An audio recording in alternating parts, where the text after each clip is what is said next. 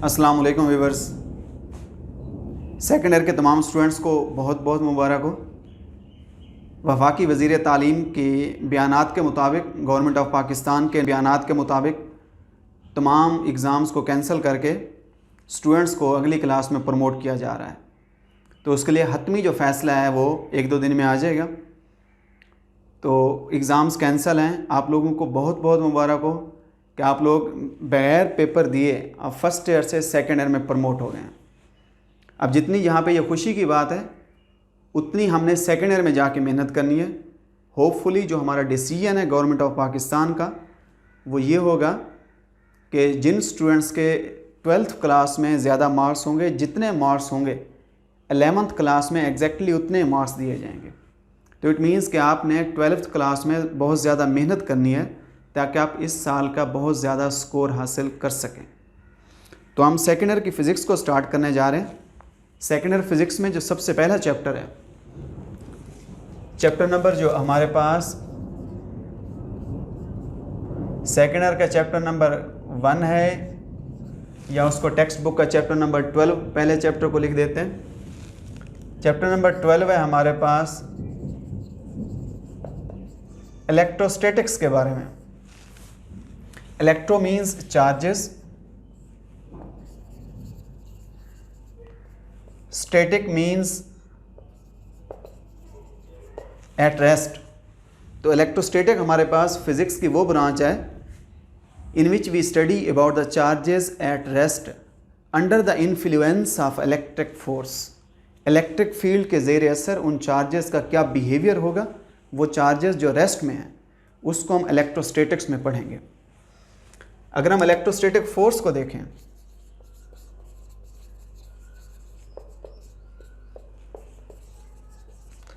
Electrostatic force की अगर हम क्वालिटी को देखें,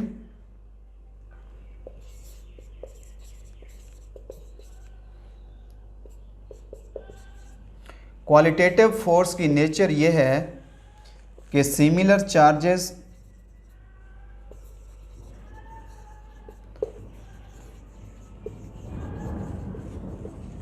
repel each other and opposite charges attract each other। अब ये इलेक्ट्रोस्टैटिक फोर्स की क्वालिटी है। क्वालिटेटिव नेचर ये है कि हमेशा अपोजिट चार्जेस एक दूसरे को अट्रैक्ट करते हैं और सिमिलर चार्जेस हमेशा एक दूसरे को रिपेल करते हैं। अब जो क्वांटिटेटिव नेचर है, जो फोर्स की क्वांटिटी है कि फोर्स मिकदार में कितनी होगी, अगर अट्रैक्शन होगी तो मिकदार में कितनी होगी, अगर रिपल्सिव फोर्स होगी तो वो मिकदार में कितनी होगी, इस पे सबसे पहले काम जो किया था वो चार्ल्स कूलम्ब ने किया था। और जो हमारा पहला टॉपिक है वो है कूलम्ब्स लॉ के बारे में। जो कूलम्ब्स लॉ है इलेक्ट्रोस्टैटिक्स के इस चैप्टर में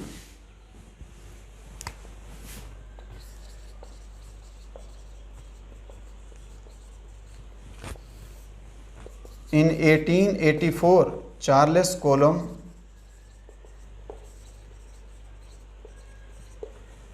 gave the measure of the quantitative force।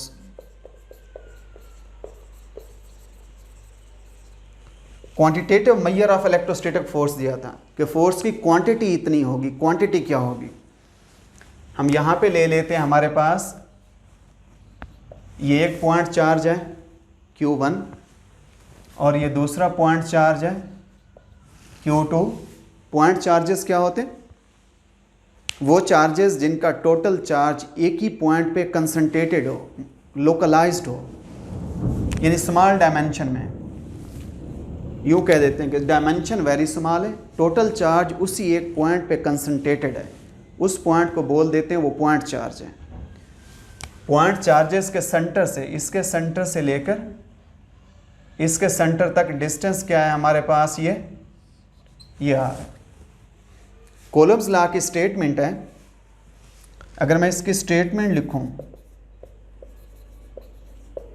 Statement है the electrostatic force of attraction is directly proportional to product of magnitude of charges and inversely proportional to square of the distance between them. The electrostatic force between 2 point charges is directly proportional to product of magnitude of charges and inversely proportional to the square of the distance between the charges। ये उसकी statement हम लिख सकते हैं। अगर मैं इन दोनों equations को कंबाइन कर दूं, electrostatic force is equal to directly proportional to Q1 Q2 divided by R square. Proportionality constant की जगह हम लगा देते हैं कि Q1 Q2 divided by R square. यह कॉलम्स लॉ का एक जर्नल फार्मूला है, जनरली ये फार्मूला है। अगर हम K को देखें, K प्रोपोर्शनैलिटी कांस्टेंट है। K डिपेंड करता है कि दो चार्जेस के दरमियान में मीडियम क्या है। ये दो चार्जेस के दरमियान में यहाँ पे कौन सा मीडियम है, और दूसरा है कि हमने जो मेजरमेंट्स किए हैं वो किस सिस्टम ऑफ इंटरनेशनल में किए हैं। अगर हमने उसमें किस सिस्टम ऑफ मेजरमेंट में किए हैं, अगर हम उसको सिस्टम ऑफ इंटरनेशनल यूज़ करते हैं for SI units and free space between charges, free space कहते हैं वैक्यूम को। अगर ये कंडीशंस हों देन K हमारे पास है, K is equal to 1/4 pi epsilon naught, 4 pi epsilon naught, this is equal to 9 into 10⁻⁹। K के यूनिट्स क्या आ जाएंगे, न्यूटन, आर स्क्वायर इधर आके मीटर स्क्वायर, कॉलम नीचे जाके कॉलम -2। तो ये न्यूटन मीटर स्क्वायर, कॉलम नीचे आके कॉलम का स्क्वायर, ऊपर जाके ये कॉलम -2। अब ये हमारे पास K की वैल्यू है। अगर हमारे पास free space between the charges होगा, एप्सिलॉन नॉट क्या है हमारे पास, एप्सिलॉन नॉट को हम बोल देते हैं कि ये परमिटिविटी ऑफ फ्री स्पेस है, परमिटिविटी ऑफ वैक्यूम है, और एप्सिलॉन नॉट के यूनिट्स, इसकी जो वैल्यू है वो है हमारे पास 8.85 10⁻⁻12। एप्सिलॉन नॉट K के रेसिप्रोकल में है, तो एप्सिलॉन नॉट के जो यूनिट्स होंगे वो हमेशा K के यूनिट्स के क्या आ जाएंगे, वो अपोजिट हैं। तो एप्सिलॉन नॉट के यूनिट्स क्या आ जाएंगे, न्यूटन इनवर्स मीटर -2 कॉलम की पावर +2। अब ये एप्सिलॉन नॉट है। अगर हम K को उठा के यहाँ पे पुट कर दें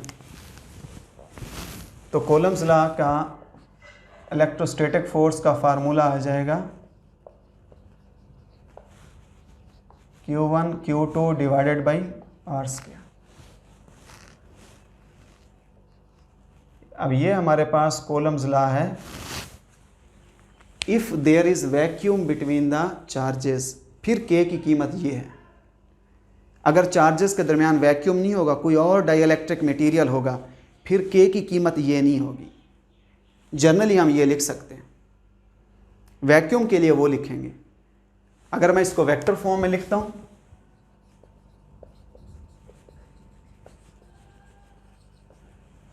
मैं यहां पे एरो लगा देता हूं, इलेक्ट्रोस्टैटिक फोर्स पे एरो लगा दें,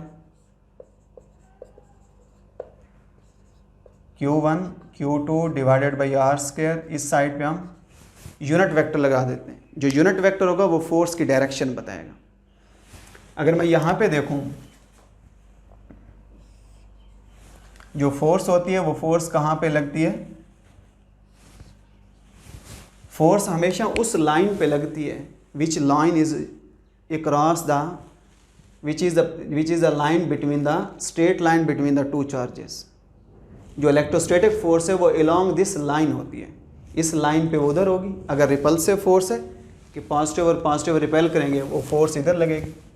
अगर ये अपोजिट चार्जेस होते हैं वो फोर्स इधर होती, लेकिन होती along this line which is joining the two charges. तो यहाँ पे हम कह देते हैं this is the force on charge 1 due to charge 2, उसकी ये डायरेक्शन है। इसके लिए unit vector R12। This is the force on charge 2 due to इस 2 चार्ज पे फोर्स लगती है ड्यू टू चार्ज 1, और उसका यूनिट वेक्टर क्या आ जाएगा, R21। अगर यही चीज़ मैं इस फार्मूले में यहाँ पे लिखूँ, मैं लिख देता हूँ कि force on Q1 due to Q2 की वजह से फोर्स क्या आ जाएगी, force on charge 1 due to charge 2, Q1 Q2 divided by R square, unit vector क्या आ जाएगा, R12। आप इसको इक्वेशन 1 कह दें। This is a force on charge 1 due to charge 2, इधर फोर्स लेंगे। अगर मैं इस पे फोर्स देखूं, इसी फार्मूले में लिख देता हूं, force on charge Q2 due to Q1 is, यहाँ पे लिखते हैं force on charge 2 due to charge 1 is equal to 1/4 pi epsilon naught Q1 Q2 divided by R square. Unit vector क्या आएगा, यही इसी का unit vector, R force on 2 due to charge 1, हम इसको बोल देते हैं ये इक्वेशन 2। अब हमें पता है कि as R21 is equal to R12, दोनों यूनिट वेक्टर की मैग्नीट्यूड 1 होती है। अगर मैग्नीट्यूड सेम है तो इट मीन्स वो इक्वल है। नेगेटिव साइन बताता है कि उनकी डायरेक्शन क्या है, वो अपोजिट। अगर एक फोर्स इस डायरेक्शन पे होगी, दूसरी फोर्स इधर। मैं इस R2 की जगह, R21 की जगह मैं क्या लगा देता हूँ, ये चीज़ उठा के ये मैं यहाँ पुट कर देता हूँ, R21 की जगह ये पुट करते हैं। तो force on charge 2 due to charge 1 is equal to 1/4 pi epsilon naught Q1 Q2 divided by R square into minus R12। Negative sign यहाँ पे आएगा तो क्या आ जाएगा, ये F21 is equal to negative इधर 1/4 pi epsilon naught Q1 Q2 divided by R square into R12। By equation 1 ये वैल्यू हम उठा के यहाँ पे पुट कर देते हैं। तो इसकी जगह अगर हम ये नेगेटिव साइन पड़ा है, इसकी जगह हम ये सारी चीज़ ये उठा के पुट करें तो क्या आ जाएगा, F12। तो ये वाला फार्मूला क्या बनेगा हमारे पास, F21 is equal to negative of F12। ये फोर्सेस है। The force exerted by on charge 2 due to charge 1 is equal to force exerted on charge 1 due to charge 2 but the direction is opposite। इसका मतलब है जो electrostatic force है वो भी Newton के थर्ड लॉ को फॉलो करती है।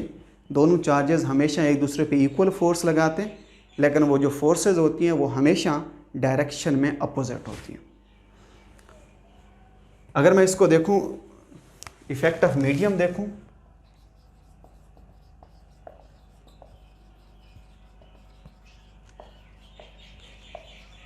Effect of medium between charges. अगर हम चार्जेस के दरमियान में कोई मीडियम इंसर्ट करते हैं, फर्ज करें इन चार्जेस के दरमियान में यहाँ पे हम कोई एक डाइइलेक्ट्रिक मटेरियल रख देते हैं। अब दो चार्जेस के दरमियान में इंसुलेटर आ गए, उस इंसुलेटर का जो डाइइलेक्ट्रिक कांस्टेंट है उसको एप्सिलॉन आर लिखते हैं। एप्सिलॉन आर, इसको रिलेटिव परमिटिविटी कहते हैं कि ये इसको हम dielectric constant of the insulator भी कह देते हैं कि इस इंसुलेटर का ये डाइइलेक्ट्रिक कांस्टेंट है। अब हम देखते हैं कि जब कोई भी इंसुलेटर, जब कोई डाइइलेक्ट्रिक दो चार्जेस के दरमियान में रखते हैं, उसकी वजह से इलेक्ट्रोस्टैटिक फोर्स पे क्या फ़र्क पड़ता है। अब इसमें देखते हैं कि फोर्स बिटवीन मीडियम, जब मीडियम इंसर्ट करते हैं दो चार्जेस के दरमियान में, फिर यही फार्मूला क्या बनेगा। ये तो उस वक्त था कि जब उसमें हम फ्री स्पेस थी, वैक्यूम थी, हमने K की जगह 1/4 पे एप्सिलॉन नॉट लिखा था।